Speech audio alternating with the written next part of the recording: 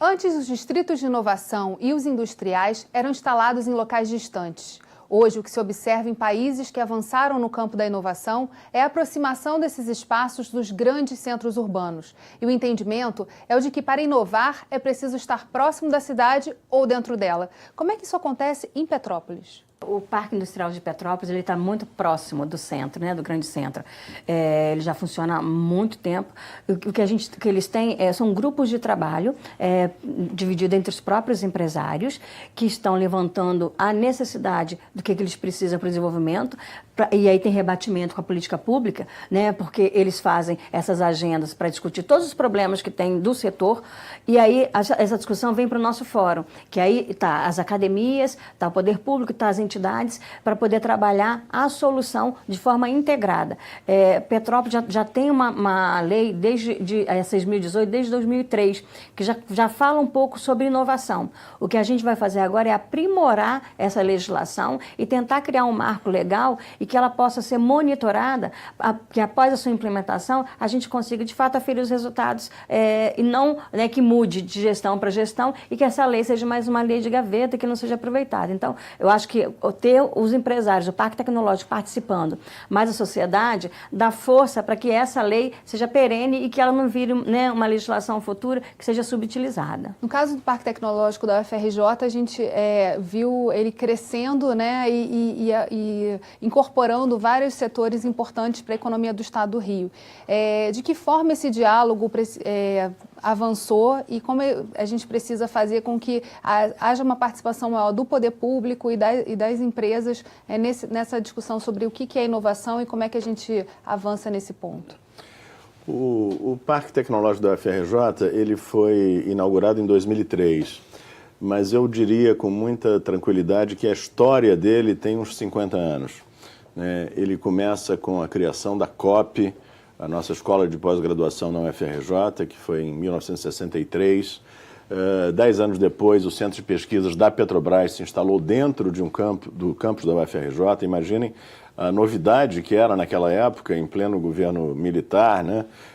O Centro de Pesquisas da Petrobras e de outras empresas ligadas ao Ministério de Minas e Energia também se instalar dentro de um campus universitário. Essa proximidade física entre o CEMPES e a Petrobras gerou milhares, vou repetir, milhares de contratos, de acordos de cooperação entre a universidade e a empresa e muitas conquistas internacionais de recordes mundiais na produção de petróleo em águas profundas, né? Então, isso faz parte do caldo no qual surge o Parque Tecnológico em 2003 e aí aproveitamos um momento de grande euforia com a indústria mundial do petróleo, né? Os preços muito altos, né? Que desabaram repentinamente, a descoberta do pré-sal, que foi a maior descoberta de reserva nas últimas décadas, e o parque que já estava concebido e que já tínhamos essa percepção de que a área de petróleo seria uma das nossas principais vocações, ele surfou nessa onda e nós conseguimos atrair muitas empresas do setor petróleo.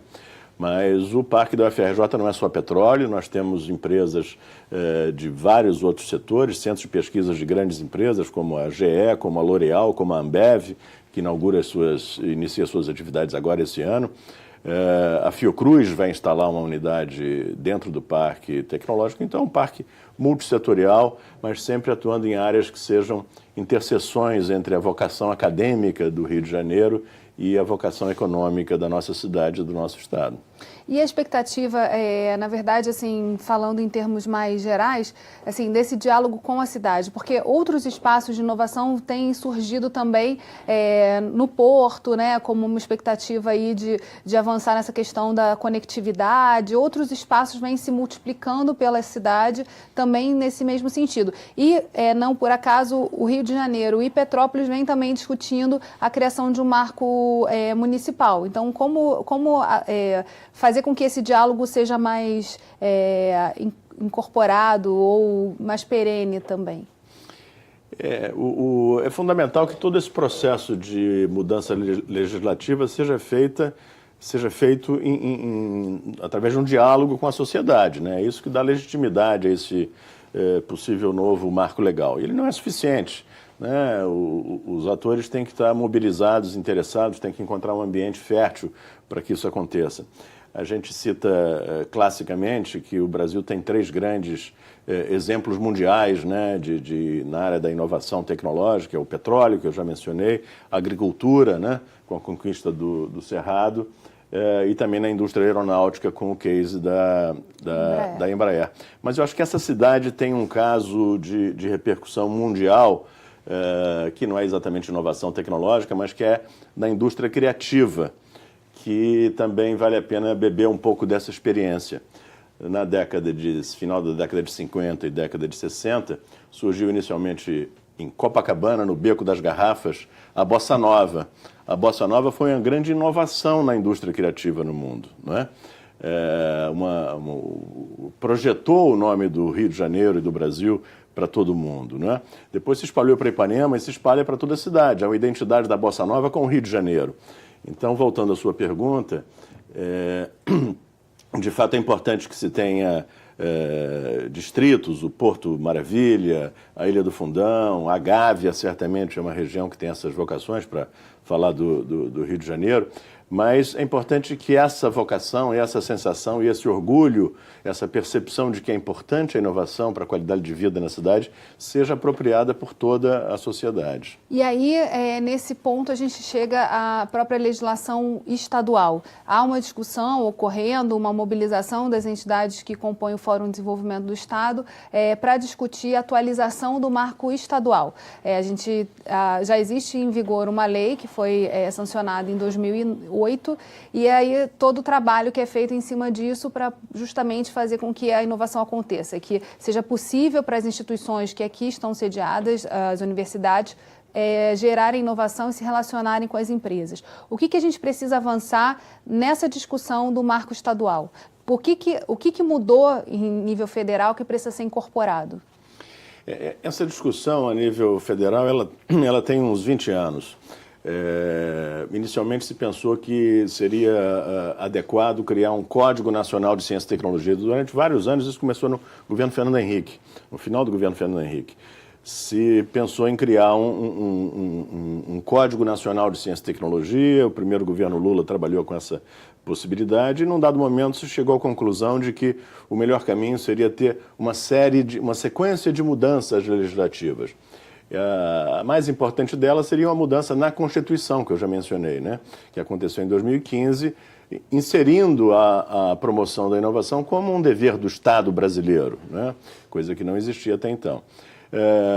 Nós tivemos uma lei de inovação federal, um pouco anterior a isso, e nós tivemos uma nova mudança legislativa no ano passado, e há 2 meses atrás, em fevereiro de 2018, um decreto que regulamentou essa lei. E os estados vão um pouco que correndo atrás, adequando a sua Constituição, adequando a sua legislação e, da mesma forma, as cidades, não é? Então, é um processo de mudança, é um processo característico de um país em construção. Nós estamos trabalhando para que a coisa se modifique e a gente consiga subir aquela escada rolante que está descendo para melhorar a nossa posição no ranking. Em relação à cidade, existe um cronograma? Quais são os passos que estão sendo travados para esse marco legal começar a ser encaminhado ao legislativo? Aquilo que eu falei, Petrópolis já tem uma lei datada de 2003, né, que fala de inovação. O que a gente está fazendo é uma leitura, né, de tudo que existe hoje de legislação no Brasil, no Estado, para que a gente consiga fazer uma lei a mais abrangente possível, pensando não só em quem está instalado em Petrópolis, mas quem virá a se instalar por conta desse motivo. A gente está pensando em incentivo fiscal, mas a gente está pensando justamente na questão de educação. Educar sobre esse conceito, criar novas agendas positivas com a temática de inovação e tentar aproximar esse conceito da sociedade. Essa lei está sendo construída a várias mãos. Eu acho que principalmente com a participação dos empresários e das universidades, que hoje a gente sabe que faz muita pesquisa e nem sempre essas pesquisas são utilizadas pelo mercado. Acaba virando uma pesquisa de gaveta mesmo. Então, o que a gente está querendo é aproximar isso e fazer a melhor legislação. Só que a gente entende que inovação ela tem que ser rápida, né? Uma lei não pode demorar muito para ser construída. Senão, quando ela for implementada, implementada já precisa ser revista. Então, a gente está tentando agilizar isso e a ideia é que até o final desse ano a gente já tenha uma legislação mais contundente para Petrópolis. Bem, infelizmente, nosso programa chegou ao fim. Obrigada, Maurício, obrigada, Cláudia, e obrigada a você, telespectador. Você pode acompanhar a gente no nosso canal do YouTube. O endereço é esse que está aparecendo na sua tela. Assina lá. E se você deseja enviar dúvidas e sugestões, o nosso e-mail é rioinfoco@alerj.rj.gov.br ou para o nosso WhatsApp 21 98890 4709. TV Alerj, o canal do Povo Fluminense. Até a próxima.